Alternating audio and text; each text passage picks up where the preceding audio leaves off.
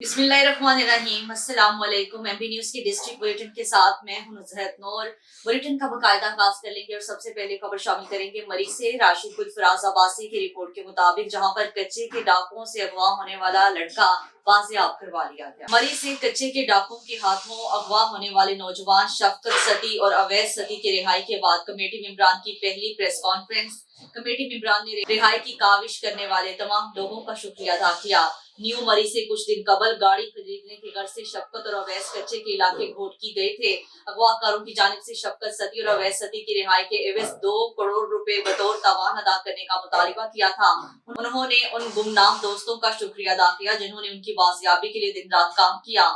इस मौका पर उन्होंने सिक्योरिटी फोर्सेस का शुक्रिया अदा किया जिनकी काविशों से उनको रिहाई मिल सकी, जिसकी वजह से वो अपने माँ बाप के पास जिंदा सलामत पहुंचे। भाइयों का ख़ास तौर पे अहले इलाका का, हमारी बिरादरी के बहुत सारे लोग जो आज यहाँ पर हाज़िर हुए, उन तमाम लोगों का बहुत बहुत शुक्रगुज़ार हूँ। और ये दुआ करता हूँ कि अल्लाह पाक हमारे इस खिता कौसार को हर तरह की इस तरह की आफत से महफूज रखे। अल्लाह रब्बुल इज़्ज़त रमज़ानुल मुबारक के बरकत महीने में हम सब के ऊपर अपनी रहमतों और बरकतों का नज़ूल फरमाए। जज़ाकल्लाह खैरकुम वस्सलाम।